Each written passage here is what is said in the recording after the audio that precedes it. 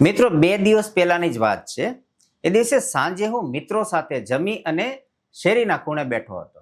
એવામાં અંદરો અંદર ચર્ચા થતી તો એક મારા મિત્રએ એવું કીધું કે એક વૃદ્ધ દાદા દાદી છે કે જેને આજે પોતાનો આશરો એના માટે પ્રશ્નાર્થ થયો છે। એટલે કે એમના 2 સંતાનો છે। મોટો પુત્ર જે છે એ આજે નોકરી કરે છે અને સમૃદ્ધ છે, એમને પણ ઘર સંપત્તિ બધું જ છે। નાનો છોકરો પણ વ્યવસાય કરે છે, એમને પણ સારું છે, ગાડી બંગલા બધું જ છે। આ વૃદ્ધ દાદા દાદી જ્યારે એમની યુવાનીમાં હતા, એટલે કે બાળકો નાના હતા ત્યારે એમને ભણાવવા પાછળ એમણે એમની બધી જ ગામડાની સંપત્તિ વેચી નાખી।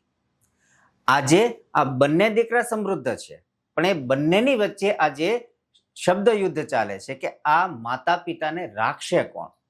મોટો પુત્ર એવું બહાનું બતાવે છે કે મારી પાસે સમય નથી, હું તો નોકરી કરું છું, અમે બંને જણા નોકરી કરીએ છીએ। તો નાનો એવું કહે છે કે ભાઈ મારે ફેક્ટરી છે, મારી પાસે સમય નથી। જરાક વિચારો તો ખરા, આ વૃદ્ધ માતા પિતા જેમણે એમની આખી જિંદગી ખર્ચી નાખી આ બાળકોના ભવિષ્ય બનાવવા માટે, આજે બાળકો સુખી છે તો માતા પિતા દુઃખી છે। મિત્રો, વાર્તા કહેવાનો મતલબ એટલો જ છે કે આપણે જે કંઈ કરીએ છીએ ને એ આપણા બાળકો જોવે છે। આપણે સદાય માટે યુવાન નથી રહેવાના, આપણે પણ એક દિવસે વૃદ્ધ થશું। જો તમારા બાળકો તમારી સાથે આવો વ્યવહાર કરે તો આપણને કેટલું દુઃખ લાગે।